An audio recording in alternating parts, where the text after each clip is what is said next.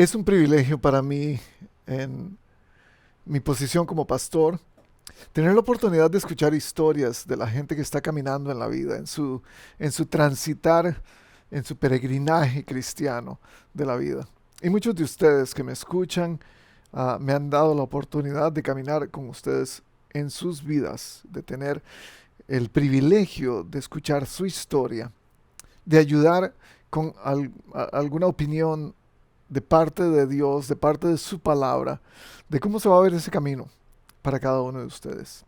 Algunos tienen diferentes tipos de caminos, algunos están comenzando una nueva etapa en la vida, otros están terminándola, otros están en medio de una situación. Sea cual sea la circunstancia, yo me siento honrado de poder caminar con personas con las que podemos sentarnos, tomarnos un café, hablar, reír, llorar, conversar, escuchar el consejo de la palabra de Dios acerca de lo que Él quiere para este caminar, para esta travesía, para esta jornada. En términos de pastoreo, vemos este tema por toda la Biblia. Hay un salmo en particular que me llamó mucho la atención y quisiera comenzar leyéndolo, porque cuando Dios llama a David, no lo llama solamente a ser el rey de Israel en términos políticos, en términos de administración del pueblo, de darles mandatos y leyes. Lo llama más bien para que pastoree a Israel. Y esto es lo que él mismo escribe, David mismo escribe en el Salmo 78, los versículos 70 al 72. Dice: escogió a su siervo David, al que sacó de los apriscos de las ovejas, y lo quitó de andar arreando los rebaños, para que fuera el pastor de Jacob, su pueblo, el pastor de Israel, su herencia. Y David los pastoreó con corazón sincero, y con mano experta los dirigió.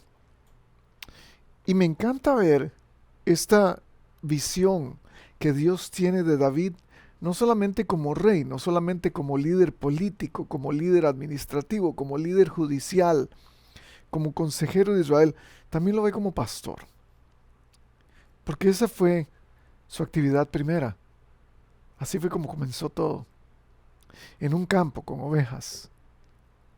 En un campo lleno de ovejas tontas, porque es el animal que se conoce que es más sencillo de todos los animales. Pero ahí es donde comienza David, con ovejas que no son muy geniales, muy inteligentes. Y quizás él pensó: ¿qué estoy haciendo aquí? ¿Para qué me está preparando Dios? Sin saber que Dios le estaba dando la oportunidad en el futuro de convertirse no ahora en el pastor del rebaño, sino en el pastor de Israel. Es en este contexto que quiero comenzar hablando de nuestro texto del día de hoy, que es 2 de Samuel capítulo 20. Y hoy quiero contarles esta historia, leerles esta historia, más bien que leamos juntos esta historia en el capítulo 20 de Samuel, que habla del recomienzo del reino de David. Porque recuerde, ha estado huyendo de Absalón, su hijo. Ha tenido muchas contrariedades.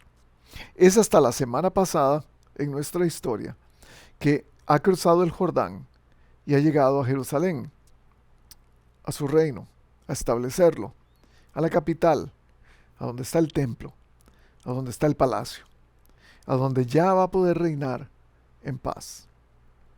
Y sin embargo, Dios le ha dicho que la espada no se va a apartar de su casa. Y hay muchos eventos que rodean la historia de David que dan evidencia del cumplimiento de esa promesa o de esa profecía que Dios le dio a David. Este texto nos va a demostrar un poco de eso. Segunda de Samuel capítulo 20, gracias por estar con nosotros una vez más. Bienvenidos detrás de la pantalla, donde quieran que estén, en México, en Los Barriles. Bienvenidos mi gente, en Latinoamérica, en cualquier lugar, en Europa, Asia. Gracias de verdad por acompañarnos. Sigan escribiéndonos para saber cómo bendecirlos mejor Y para tener un contacto nos da gozo saber de ustedes donde quieran que estén. Recuerden también suscribirse a nuestro canal de YouTube, porque ahí están todos nuestros videos también. Cada semana, si usted nos manda su correo electrónico, cada semana enviamos un correo electrónico con este video para todos los que deseen verlo y todos los que deseen estar en contacto con nosotros. Segunda de Samuel, capítulo 20. Por allí se encontraba un malvado. Por allí, siempre hay alguien por allí, ¿no es cierto? Siempre hay un por allí. Siempre hay un lugar que uno no ve porque está escondido, un lugar secreto, oscuro. Por allí siempre pasan cosas. Por allí siempre hay personas que hacen cosas. Y oigan lo que hizo este. Por allí se encontraba un malvado que se llamaba Sabá, hijo de Bicri, que era benjaminita. Esto nos dice mucho, que era benjaminita, porque es parte de la familia de Saúl. Recuerden, gente de la familia de Saúl siempre tiene algo que decir en contra de David. Porque hay todavía sangre en el ojo, porque hay todavía un poco de rencor por lo que ha pasado, por el tipo de cambio de gobierno que el país tuvo que ir, a través del cual tuvo que ir. David, siendo el protagonista del nuevo reino, se convierte en más o menos uno de los enemigos de muchos de estos benjaminitas de la tribu de Benjamín. Dando un toque de trompeta, este hombre se puso a gritar: «Pueblo de Israel, todos a sus casas, pues no tenemos parte con David, ni herencia con el hijo de Isaí». Esto, si usted lo ve en su Biblia, si está leyendo en la Nueva Versión Internacional como nosotros, usted lo ve como una estrofa separada del texto. Esto nos dice que esto fue una frase que suena como un verso o como una canción, como la estrofa de una canción. Es como un estribillo, algo que se repite constantemente, es como el coro de la canción. Pongámoslo en términos más modernos. Esto es como un slogan. De acuerdo a algunos estudiosos, parece que esto se convirtió en un dicho. El dicho se expande, se pasa de persona a persona y se hace popular. Algunos dichos no son tan buenos, no traen cosas muy positivas y sin embargo hay una tendencia en el ser humano de tomar estos slogans, estos dichos populares y repetirlos y algunas veces hasta creerlos. Eso me levanta una luz roja o tal vez amarilla, de acuerdo al tipo de slogan que estamos repitiendo, que no tenemos que repetir todo lo que es popular, porque algunas de estas cosas van a ser muy negativas. Este fue uno de ellos y puede cambiar la mentalidad de un pueblo completo. Pueblo de Israel, todos a sus casas, pues no tenemos parte con David, ni herencia con el hijo de Isaí. Entonces, dice el versículo 2, todos los israelitas abandonaron a David y siguieron a Sabá, hijo de Bicri. Ok, aquí quiero que comencemos a escribir. Quiero que comencemos a estudiar. Porque esta es la segunda insurrección para David. Este hombre hace lo mismo que está haciendo, que hizo su hijo, Absalón. No sabemos el lapso de tiempo que le tomó para armar esta insurrección. Lo que sí sabemos es que lo logró. Porque todos los israelitas, de acuerdo al versículo 2, abandonaron a David y siguieron a Sabá. La segunda insurrección en la historia de David, mientras ha estado tratando de retomar, de rehacer su reino. Una insurrección se lleva a cabo por rebeldía. ¿Y cómo conocemos la rebeldía? Yo veo aquí algunas cosas que nos van a ayudar antes de ir a la segunda parte, que va a ser mucho más positiva, se los prometo. ¿Cómo vamos a reconocer la rebeldía en medio de nosotros? Para poder pararla antes de que ocurra, o para poder pararla mientras está ocurriendo, que es lo que pasa en nuestra historia. Algunos de nosotros venimos por el pecado que mora en nuestra condición humana, en nuestra naturaleza humana, venimos ya con el chip pegado de rebeldía. Si no, pregúntele a mis hijos. Cuando doy una instrucción en casa, ellos tienden a hacer lo contrario. Pregúntele a sus hijos, ¿usted sabe de qué estoy hablando? Porque esto ocurre una y otra vez. No por nada, uno de esos dichos populares dice que las leyes fueron hechas para romperlas, para quebrarlas. Esos somos los seres humanos. Somos rebeldes por el pecado que mora en nosotros. Entonces, si usted ha visto esa rebeldía, esos pasos rebeldes en usted, o si los ve en otra persona, póngale atención a esto, porque yo creo que esto nos muestra como la secuencia de lo que ocurre, en un acto de rebeldía. La primera cosa es que la rebeldía disminuye la autoridad del líder. Disminuye la autoridad del líder. Sabá está diciendo, no tenemos parte con David. Ese no es mi rey, ese no es mi líder. No sé ustedes, pero yo no lo sigo a él. Yo creo que algunos de nosotros hemos sido culpables de esto muchas veces, especialmente en el campo político. Porque cuando no nos gusta un presidente, cuando no nos gusta el candidato por el cual no votamos, pero gana, entonces decimos, ese es el presidente de alguien más, no es el mío. ¿Usted ha escuchado eso? En este país se escucha una y otra vez, porque está demasiado polarizado, todo el ambiente político está sumamente polarizado en dos secciones. Esto es lo que dice Pedro, recordándonos nuestro deber como cristianos. Den a todos el debido respeto, amen a los hermanos, teman a Dios, respeten al rey. Yo le pondría respeten a la autoridad. Ese es un tiempo donde cualquiera puede irrespetar y criticar a la autoridad civil sin ninguna consecuencia, porque tenemos redes sociales que nos permiten expresar nuestra opinión como queramos. Cuidado con lo que escribimos en redes sociales acerca de las autoridades que Dios puso sobre nosotros. Porque podríamos estar rebelándonos de alguna manera, no solamente en contra de las autoridades, estamos rebelándonos en contra de la voluntad de Dios. Esto no es nada nuevo. Usted ha escuchado esto antes. Y es que podemos tener una opinión de lo que está pasando en el gobierno. Podemos tener una opinión de lo que está pasando en nuestra comunidad, con el liderazgo. Podemos tener una opinión de lo que está pasando en la iglesia con nuestro pastor.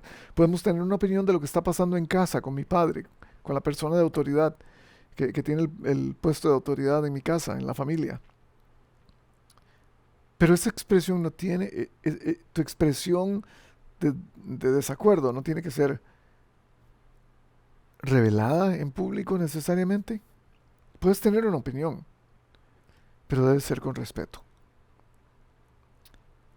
Y yo creo que el primer paso para la rebelión es no pensar que estoy siendo irrespetuoso a la autoridad de la persona que Dios puso como líder.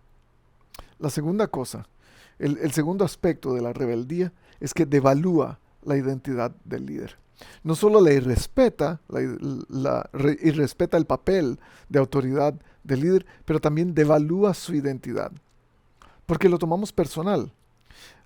Sabá dijo esto, no tenemos espacio con David, no tenemos nada que ver con David, ni herencia con el hijo de Isaí. Cuando dice el hijo de Isaí, no está diciendo solamente, él es hijo de este hombre. Lo que pasa es que Isaí era un campesino, era un hombre que trabajaba en el campo, que trabajaba en sus siembras. Recuerdan que tenía ovejas. Cuando dice el hijo de Isaí, se refiere, él no tiene ningún tipo de alcurnia para ser un rey en este momento. En términos culturales, en términos de contexto, esto es lo que quiere decir esa frase. No solamente disminuye su autoridad, también está tratando de destruir su nombre y el nombre de su familia. Es el hijo de un don nadie. Mire de dónde viene. No tiene nada. Su familia no tiene nada. Está tratando de disminuir, de devaluar la identidad de David como rey. Esto me dice, o me lleva a pensar en Jesús, porque Jesús fue atacado de la misma manera. En Mateo 13 se nos recuerda que la gente decía, este no es el hijo del carpintero. Es solamente un carpintero. En ese mismo texto Jesús dice, es que los profetas no tienen fama en su propia tierra, no tienen poder en su propia tierra, nadie los respeta en su propia tierra. Eso no quiere decir que esté bien. Nunca ataques públicamente a una figura de liderazgo que está sobre ti. Nunca lo ataques por razones personales. En el momento que tomamos nuestro desacuerdo con alguien o en la manera que ellos guían, o en la manera que son líderes, en la manera que desenvuelven su liderazgo, en el momento que lo tomamos personal, vamos a atacar su identidad. Vamos a atacar su persona. Y eso no está bien. Jesús entiende cómo se siente esto, después de haber sido atacado muchas veces. ¿Y nosotros? Cada vez que hacemos bromas de nuestro jefe en el trabajo, cada vez que hacemos broma de alguien que está en poder, del presidente, por ejemplo, y somos partícipes de ello. Cada vez que te unes a las críticas o que nos unimos a las críticas en contra de la vida de alguien, estamos siendo parte de algo similar. Nunca devaluemos la identidad de un líder. Ese es un paso a la rebeldía. El tercer paso a la rebeldía que puedo encontrar es la rebeldía decide su propio camino. No le pide permiso a nadie, solo va y hace. Oigan cómo comienza Sabá, su estribillo, su slogan. Todos a sus casas. Hagan lo que quieran, no hay ningún problema. Tomen sus propias decisiones. No tome en cuenta las reglas, no tome en cuenta la cultura, no tome en cuenta lo que le dicen los demás, solo haga sus propias decisiones, tome sus propias decisiones. Este es Jesús hablando al respecto.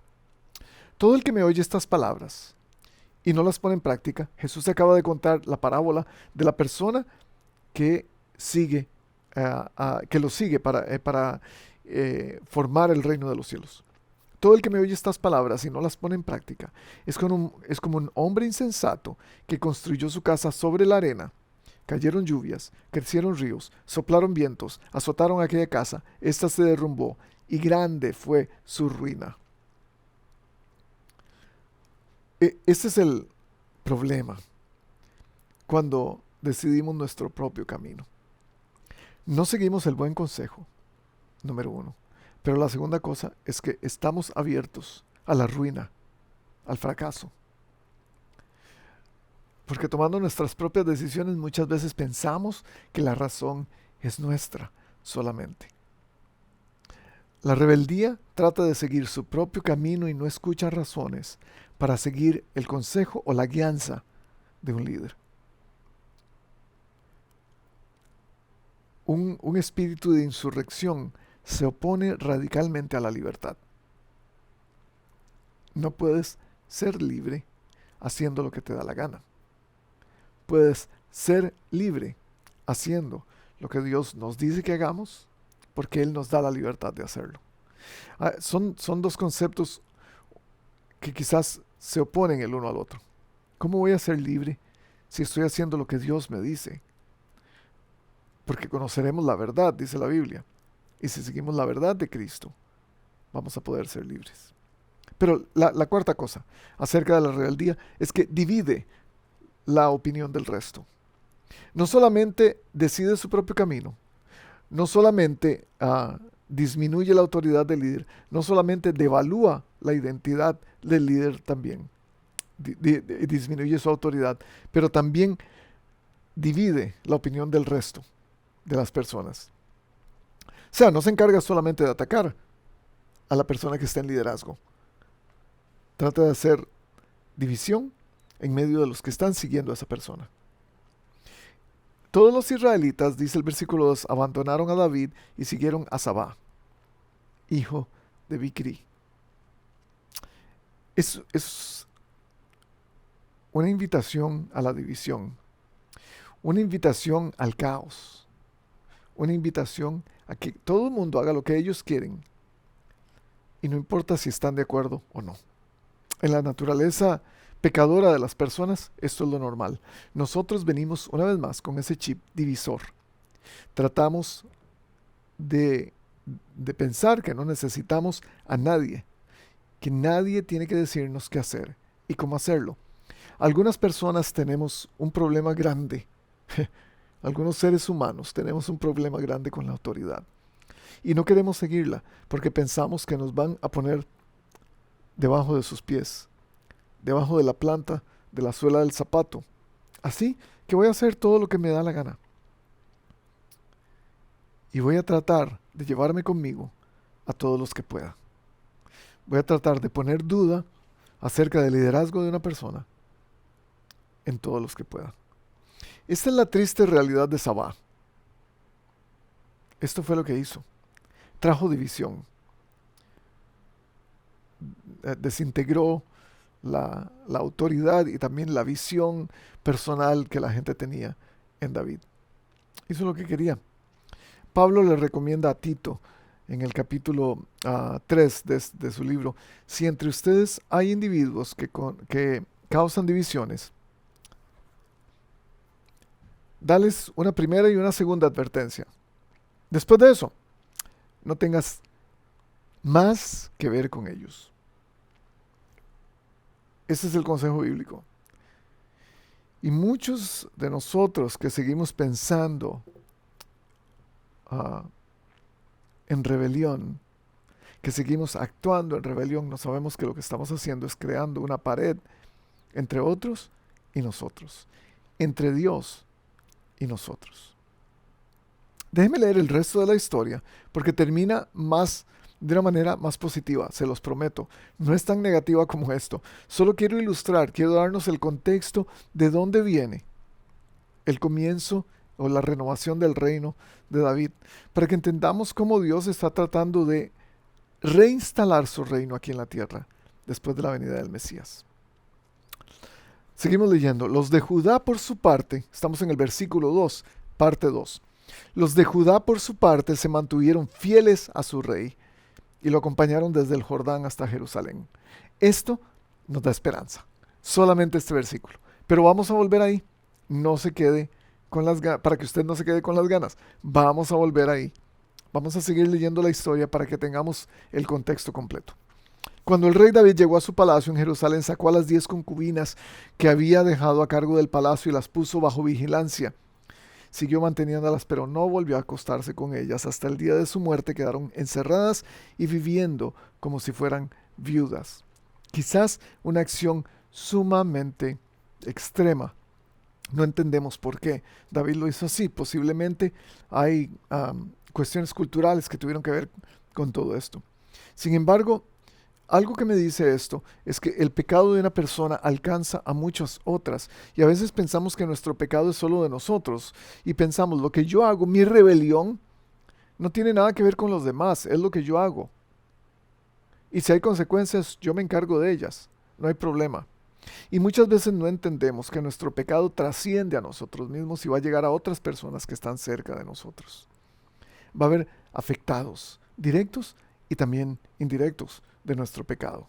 Hay consecuencias para todos. Versículo 4. Luego el rey ordenó a Amasá: moviliza a las tropas de Judá, preséntate aquí con ellas dentro de 3 días. ¿Recuerdan quién es Amasá?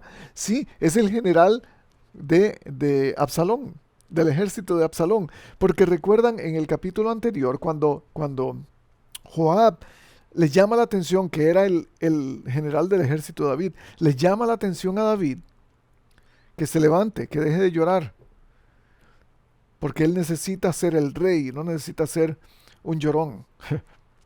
Posiblemente esto le costó a Joab su puesto como general del reino.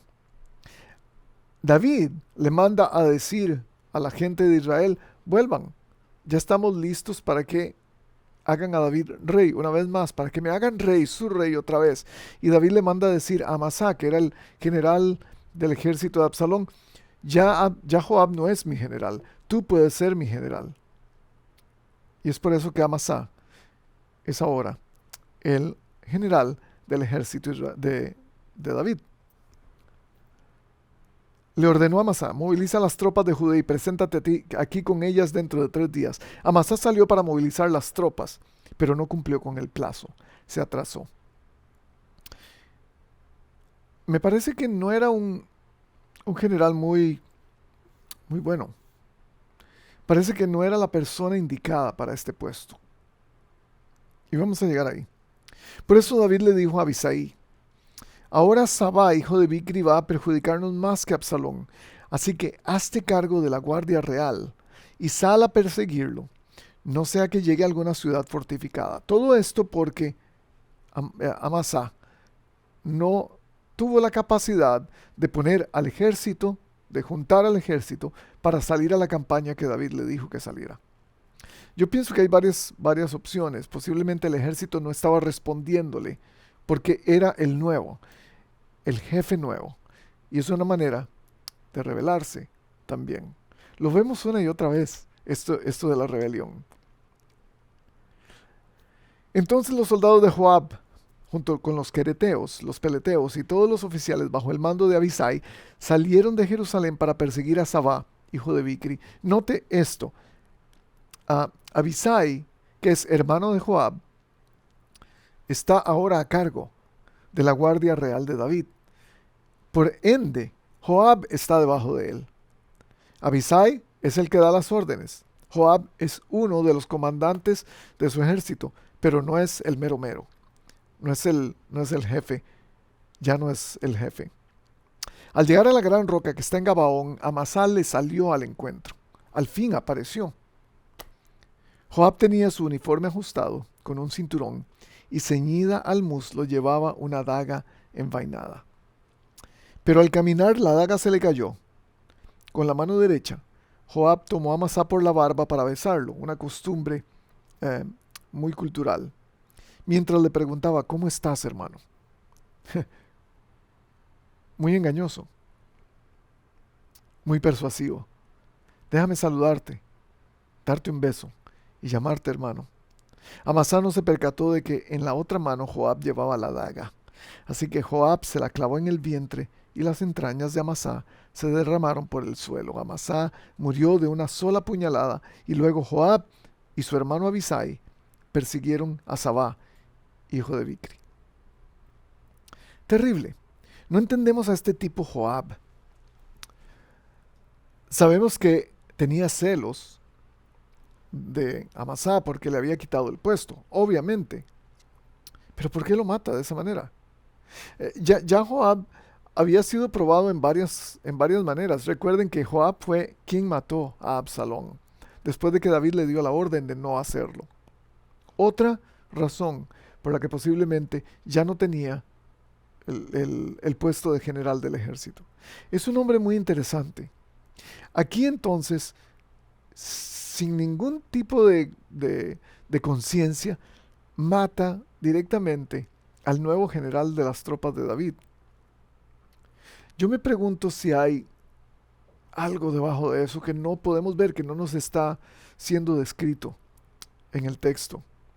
Yo pienso si hay una lealtad muy profunda hacia David, que solamente él podía entender y a través de la cual tuvo que cometer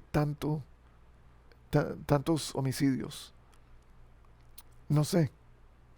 No sé hasta dónde la lealtad nos lleva a cometer errores tan trágicos, pecados tan sucios, aunque no hay un pecado más sucio que el otro. Pero quitar la vida a varias personas, ser un hombre de guerra, eso tenía una consecuencia muy profunda en la vida del pueblo. Sin embargo, uno de los soldados de Joab, deteniéndose junto al cuerpo de Amasá, exclamó: todos los que estén a favor de Joab y que apoyen a David, sigan a Joab. Esto es algo que me dice que el ejército estaba listo para dejar de seguir a Amasá y empezar a seguir a Joab una vez más. Como el cuerpo de Amasá, versículo 12, bañado en sangre, había quedado en medio del camino, todas las tropas que pasaban se detenían para verlo. Cuando aquel soldado se dio cuenta de esto, retiró el cuerpo hacia el campo y lo cubrió con un manto. Vamos a quitar la distracción. Ya no hay nada más que hacer. Vamos a seguir a Joab. Luego de que Amasá fue apartado del camino, todas las tropas fueron con Joab a perseguir a Sabá, hijo de Bicri.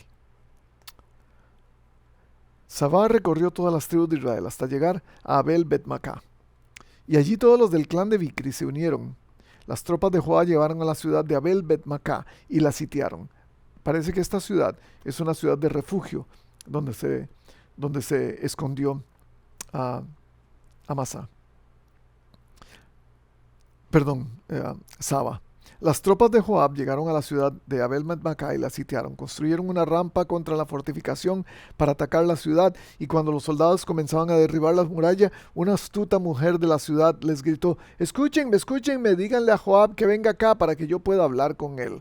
Déjenme darles un poco de contexto de lo que está pasando. Estas ciudades de refugio generalmente estaban en la cima de una montaña que tenía increíbles rocas cubriéndola. La entrada posiblemente era en espiral hasta llegar a la cumbre donde estaba la ciudad. Las paredes de esa montaña, que son sumamente empinadas, eran la protección para la ciudad. Es por eso que en algún punto el ejército de David pudo construir esa rampa para atacar la ciudad y desecharla, porque si alguien indeseable está escondido en la ciudad y la ciudad lo está refugiando, toda la ciudad va a pagar. Joab se le acercó a esta mujer, que le gritó: ¿es usted Joab?, le preguntó la mujer. Así es, dijo él. Entonces le dijo: pon atención a estas palabras. Te escucho, respondió Joab. Ella continuó: antiguamente cuando había alguna discusión, la gente resolvía el asunto con este dicho: vayan y pregunten en Abel. Nuestra ciudad es la más pacífica y fiel del país, y muy importante en Israel. Usted, sin embargo, intenta arrasarla. ¿Por qué quiere destruir la heredad del Señor? Que Dios me libre, dijo Joab, que Dios me libre de arrasarla y destruirla. Yo no he venido a eso. He venido a capturar a un hombre llamado Sabá, hijo de Bicri. Es de la sierra de Efraín, y se ha sublevado en contra del rey David. Si me entregan a ese hombre, me retiro de la ciudad. Muy bien, respondió la mujer. Desde la muralla arrojaremos su cabeza. No hay problema. El problema se va a solventar. Le vamos a tirar la cabeza del tipo. Le arrancamos la cabeza y se la tiramos. Es un poco sangriento el texto, pero esto es lo que causa una rebelión. Y fue tal la astucia con la que la mujer habló con todo el pueblo que le cortaron la cabeza a Sabá, hijo de Bicri, se la arrojaron a Joab. Entonces Joab hizo tocar trompeta. Todos los soldados se retiraron de la ciudad, regresaron a sus casas. Joab, por su parte, volvió a Jerusalén para ver al rey. Joab era el general ahora. Volvió a ver al rey. Le llevó el trofeo, la cabeza de Sabá, y se constituye de nuevo en el general del ejército. Últimos versículos. Joab era general en jefe del ejército de Israel. Benaías, hijo de Joyadá, estaba al mando de los quereteos y de los peleteos. Adonirán supervisaba el trabajo forzado. Josafat, hijo de Ahilud, era el secretario. Seba era el cronista. Sadoc y Abiatar eran los sacerdotes. Ira era el yairita, sacerdote personal de David. Y esta es nuestra historia de hoy. ¿Cómo es que una revuelta como esta, cómo es que una insurrección, segunda parte de la insurrección, termina tan bien? Yo solamente veo una posibilidad de cómo una insurrección tal, recuerden, ellos mismos dijeron, esto se puede convertir más serio que la insurrección de Absalón. Así de seria era esta segunda insurrección, porque es cuando se encuentran fisuras en el liderazgo de David, que estaba ya débil. Y esto lo hace aún más débil en su posibilidad de reinar. Estaban muy preocupados. ¿Cómo es que logran llegar a donde lograron llegar? ¿Cómo es que salen de esto? Salen solamente porque hay gente que todavía es leal al rey. Existen los leales. Es el tipo de personas que David escoge para su reino más adelante, y lo vemos ahí en esos versículos finales. Es el tipo de persona que estuvo junto con David, que por su lealtad tuvieron un lugar en el reino. Es el tipo de persona, si queremos verlo de esta manera, que Dios necesita para poder lograr que la deslealtad, que la insurrección de su pueblo o de este mundo pueda ser segregada, pueda ser terminada. Voy a ir rápidamente viendo los diferentes puestos que David escogió y cómo aplica a nosotros. La primera cosa en esto de la gente que es leal al rey. Los leales lideran ejércitos. Y aquí estoy pensando en Joab. Joab era el líder del ejército de David. Siempre lo había hecho. David cambia de opinión solamente porque, por las razones que ya dije, que había sacado a Joab, haber matado a Absalón por haberle dicho la verdad en la cara. Honestamente, él era el general del ejército de Israel. Un hombre muy interesante, como ya dije, un guerrero, un sanguinario, pero muy fiel a su rey. Y es que Dios necesita guerreros. Dios necesita gente que estén dispuestos a pelear en su ejército. Dios necesita gente que estén dispuestos a guiar a su ejército, a guiar guerreros. No gente que pelee por pelear.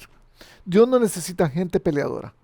Él necesita gente que sepa luchar en la batalla.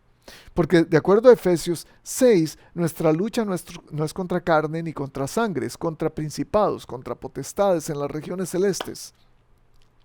Es una lucha que libramos en la mente y en el corazón, por lo general. Y Dios necesita guerreros. Dios necesita generales que puedan ayudarle a la gente a entender cómo pelear esta batalla. No solo saben pelear, también saben liderar. Ser líderes del ejército. Y yo me pregunto cuántas luchas estás peleando, cuántas luchas hay en tu vida, si estás luchando en contra de la rebeldía en tu vida, si estás luchando en contra de la insurrección que cada día el enemigo está poniendo en tu corazón y en tu mente. Pero Dios te está diciendo, yo no quiero que tomes la insurrección como ganada, yo quiero que tú la ganes. Yo quiero que seas del ejército que va a pelear en contra de esa insurrección. Guía mi ejército. Sé parte de esto. Ponte la armadura del Espíritu y pelea la buena batalla. Los leales, también, número 2, son personas especiales. Y ahí Benaías nos recuerda esto, porque es el hijo de Joyadá, estaba al mando de los quereteos y de los peleteos, gente que posiblemente no estaban muy ligadas a los judíos, pero era gente diferente. Era gente especial. Al hablar de especial, estoy hablando de diferente, estoy hablando de variedad, estoy hablando de que este ejército del reino de los cielos que tenemos hoy aquí en la tierra, somos gentes muy distintas, de diferentes lenguas, de diferentes naciones. Hay variedad en el reino de los cielos, diferentes idiomas, diferentes maneras de pensar. Nosotros, los latinos que estamos viviendo aquí en los Estados Unidos, somos testigos de eso. Y vemos la variedad de tipos de personas que son parte de este reino. Apocalipsis 7 dice, miré una multitud tomada de todas las naciones, tribus, pueblos y lenguas. Era tan grande que nadie podía contarla. Estaban de pie delante del trono y del Cordero. Este es el tipo de reino que Dios quiere construir, con gente especial. Estos son los leales. En el reino Dios requiere de gente diferente. Somos diferentes partes del cuerpo, dice Pablo en Corintios. Somos tan diferentes que nos complementamos el uno al otro. Pero muchas veces los prejuicios que tenemos en contra de otras personas, por su nacionalidad, por su lenguaje, por su manera de verse, por su apariencia, no nos permiten ser parte de la reconstrucción del reino. El prejuicio es lo que usan los tontos, dijo alguien, para pensar que tienen la razón. Que el prejuicio no nos haga perder la conciencia de lo que estamos tratando de construir en cuanto al reino de los cielos. Porque los leales también son gente especial. Los leales, número 3, son gente esforzada. Dice el texto que Adonirán supervisaba el trabajo forzado. Y no estoy pensando en trabajo forzado solo en gente que trabajaba muy duro. Estos eran los esclavos. De acuerdo a Pablo, en Romanos, ahora somos esclavos de Cristo. Siendo esclavos de Cristo, como dije al principio, encontramos libertad. Una libertad increíble. Pero para poder ser libres totalmente, necesitamos darle o rendirnos completamente a Cristo, ser sus esclavos. Si somos esclavos, quiere decir que vamos a trabajar forzadamente. Y forzadamente estoy pensando con esfuerzo. Dar lo mejor, sacrificialmente. Si queremos ser parte del reino de los cielos, que Cristo fue el que vino a instalar, tenemos que repetir a Cristo. Tenemos que simular a Cristo. Tenemos que hacer lo que Él hizo. Tengan el mismo sentir, dice Pablo, que hubo en Cristo Jesús. Lo leí la semana pasada. Se hizo hombre, se humilló a sí mismo para morir, muerte de cruz. No vamos a hacer el sacrificio de Cristo para reemplazar la obra de Cristo. Eso es imposible. Vamos más bien a restaurar su reino aquí en la tierra a través de nuestro servicio sacrificial. No sean nunca perezosos, dice Romanos 12. Más bien trabajen con esmero, sirvan al Señor con entusiasmo. Eso es lo que hacen los fieles, los leales. Trabajan duro, trabajan sacrificialmente. ¿Qué has hecho últimamente sacrificialmente? ¿Te has sacrificado por alguien más? ¿Has dado de tu servicio? Porque eso es exactamente lo que Jesús nos pide. Una vez más, la semana pasada estuve diciendo que Jesús nos dejó un legado de servicio. Hago esto, les dijo a sus discípulos cuando les lavó los pies en la última cena. Hago esto para que ustedes hagan lo mismo. ¿Lo estás haciendo? ¿Qué tipo de sacrificio estás llevando a cabo?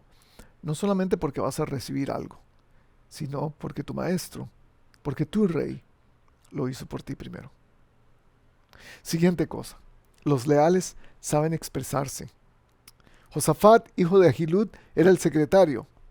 Y dice el versículo 25, Seba era el cronista. Dos posiciones muy importantes. El secretario toma nota. El cronista deja entender o expresa lo que se dijo en la reunión o las órdenes del rey.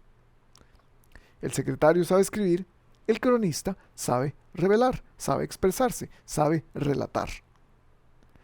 Esto me habla de habilidades. Es la habilidad de construir el reino de los cielos con lo que entendemos, con lo que captamos, pero también cómo lo compartimos, con cómo lo comunicamos. ¿Cómo están tus habilidades? Tus habilidades para entender, para aprender, para escribir. ¿Cómo están tus habilidades para hablar? Algunos de nosotros decimos, yo no estudio la Biblia porque yo no soy un hombre de libros, no soy un hombre estudioso. Otros dicen, yo no comparto el Evangelio porque yo no soy bueno con las palabras. Y sin embargo estamos diciendo que los leales hacen un esfuerzo sacrificial. ¿Cuál es el tuyo? ¿Estás aprendiendo algo? El Evangelio no solamente vino para cambiarnos el espíritu, vino para cambiarnos todos nosotros integralmente. Cada cosa de nuestra vida. ¿Qué estás haciendo para aprender? ¿Qué estás haciendo para ser mejor persona? ¿Qué estás haciendo para comunicar mejor? Algunos de nosotros me da tristeza porque algunos cristianos comunicamos a través de las redes sociales y además de escribir mal, ponemos las cosas equivocadas. Y suena más como insurrección que como construcción del reino de los cielos. ¿Qué estás haciendo? ¿Cuál de ellos eres tú? ¿En cuáles estás participando? Estén siempre preparados para responder a todo el que les pida razón de la esperanza que hay en ustedes, dice Pedro en su carta. ¿Estás preparado para dar razón? ¿Tienes el conocimiento de un secretario? ¿Sabes escribir en tu corazón, en tu mente, en tu cuaderno lo que la Biblia te dice? ¿Sabes expresar los grandes valores que eso trae? Dos más. Los leales son líderes espirituales. Sadoc y Abiatar, dice, eran los sacerdotes. Es gente que guía al pueblo espiritualmente, los sacerdotes. Eso es lo que hacen. Es gente que le muestra a otros a Cristo, que lleva a otros a Cristo. Es gente que disciplina, es gente que instruye, gente que ayuda, gente que camina con otros. Cada seguidor de Cristo debería hacer eso. Y no por nada, Apocalipsis dice que nos ha hecho a todos nosotros un reino, en su reino nos ha hecho a todos sacerdotes al servicio de Dios, su Padre. Sacerdotes, somos los intermediarios, de alguna manera. Porque ahora el Espíritu de Dios, la presencia de Dios mora en nosotros. Nosotros se la llevamos a los demás. Eso es lo que hace un sacerdote. Lleva a Dios a los demás. Hermanos, dice Pablo en 1 de Tesalonicenses, hermanos, les pedimos que sean considerados con los que trabajan arduamente entre ustedes y los guían y amonestan en el Señor. Estos somos nosotros. Cada persona que sigue a Cristo debería ser un sacerdote. Alguien que trae a Cristo. David era ese. David era ese pastor, como le leímos al principio, ese pastor de Israel. Y ahora tiene más pastores que le ayuden a hacer ese trabajo. Y sin embargo, este es el último puesto de los leales. Un pastor. Un pastor. David escogió un pastor para sí mismo. Ira, el Yairita, era sacerdote personal de David. Usted dice, no, un momento. ¿Cómo que el sacerdote personal de David? Estamos hablando del hombre que es conforme al corazón de Dios, el pastor de Israel, David. ¿Para qué necesita un pastor? ¿Cómo puede ser? ¿Para qué necesita ayuda espiritual? ¿Cómo puede ser? Yo creo que David tiene una conciencia de sí mismo muy grande. Él entiende que no puede hacer esto solo. Él entiende que necesita la ayuda de alguien más, de alguien que esté más alto que él espiritualmente. Me encanta por esto. El nombre Ira, que es el que nos da aquí, Ira es el sacerdote personal de David. Ira significa vigilante, siempre cuidando. Me encanta porque todos nosotros necesitamos un Ira en nuestra vida. David necesitaba a alguien. El Señor te pastoreará siempre, te saciará en tierras resecas, fortalecerá tus huesos, serás como jardín bien regado, como manantial cuyas aguas no se agotan. Isaías 58:11. Esa es la promesa. El Señor va a ser ese pastor que necesitamos. Porque queremos un pastor que nos cuide. Queremos un pastor que nos cure. Queremos un pastor que camine con nosotros. David sabía eso. Y quizás por eso escribió esto. Y termino con esto. El Señor es mi pastor. Nada me falta. En verdes pastos me hace descansar. Junto a tranquilas aguas me conduce. Me infunde nuevas fuerzas. Y me imagino si está pensando esto mientras está pasando el Jordán para ir a Jerusalén. Me guía por sendas de justicia, por amor a su nombre. Aun si voy por valles tenebrosos, aun si voy por las peores humillaciones, aun si voy a través de valles de rebeldía, de insurrección, no temo peligro alguno, porque tú estás a mi lado. Tu vara de pastor me reconforta. Dispones ante mí un banquete en presencia de mis enemigos. Has ungido con perfume mi cabeza, has llenado mi copa a rebosar. La bondad y el amor me seguirán todos los días de mi vida, y en la casa del Señor habitaré para siempre. El último punto de la semana pasada es eso. Todos queremos volver a un hogar. Eso es lo que hace el pastor. Nos saca a descansar en pastos verdes, a tomar agua cristalina y pura. Nos saca a caminar. Y a pesar de que encontremos, mientras Él está pastoreándonos, a pesar de que encontremos pasajes oscuros, Él no nos va a dejar. Él siempre va a caminar con nosotros. Siempre va a estar delante de nosotros cuando el enemigo ataque. Pero más que nada, Él está preparando un lugar para que vayamos a vivir con Él. Ese es el pastor que usted y yo necesitamos, el pastor que David necesitaba. ¿Qué tal si lo dejamos ser nuestro pastor? Dejemos la insurrección. Empecemos a ser fieles. Empecemos a ser más pastores, más sencillos. Empecemos a ser gente más valiente, más luchadores. Empecemos a ser gente que comparte más, que camina más con otros. Empecemos a ser gente que quiere establecer el reino del Mesías, el reino del verdadero Rey. Nos vemos en la próxima.